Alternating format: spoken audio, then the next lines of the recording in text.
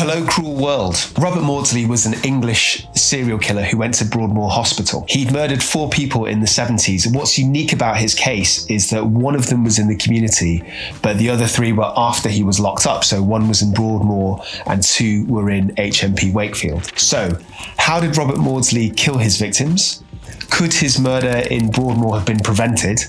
How is violence in Broadmoor in general contained? And also, why might victims of child abuse become violent? First, let's look at Robert Maudsley's murders. So his first victim was called John Farrell. He garroted him to death, and then he turned himself into a police station. So he walked in there and he said, "I need psychiatric care." He was later found unfit to plead in his trial, and he was sent to Broadmoor. So when Maudsley was in Broadmoor, he killed a child molester. He killed and tortured him, and this was in 1977.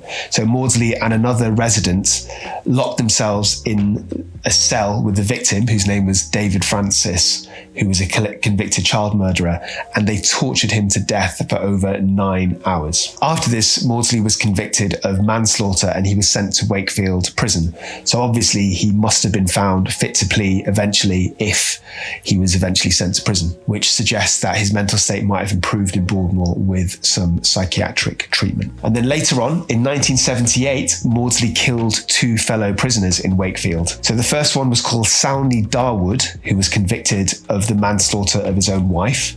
So Maudsley invited this man into his cell, he garroted him, and then he stabbed him, and then he body under his bed, which, in case you're wondering, is a terrible place to hide a dead body. Then straight after that, he attempted to lure in other prisoners into a cell, seemingly with the same kind of malicious intentions, but unsurprisingly, most of them refused.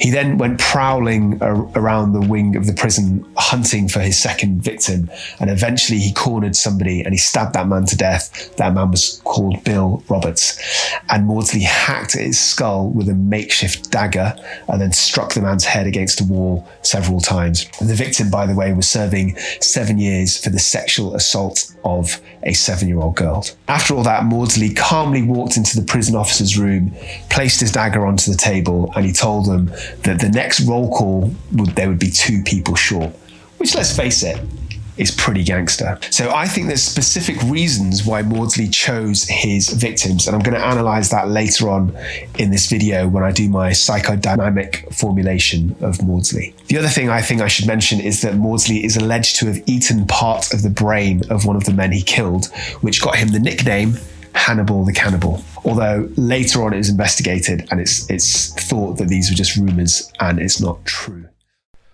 Hello, cruel world. What you just witnessed was a tiny little taste of a much longer episode where I do a deep dive, and you can check out the full video in the link in the description below. If you like your true crime with a twist of psychiatry, then you've got to check out the other videos on my channel, A Psych for Sore Minds. It's the crossover between mental illness and offending. I cover a whole range, a smorgasbord of topics, from high-profile true crime cases to individual psychiatric diagnoses to aspects of a criminality. There's something for everybody on my channel. Go check it out, have a blessed day, and whatever happens, stay euthymic, and remember, I love you.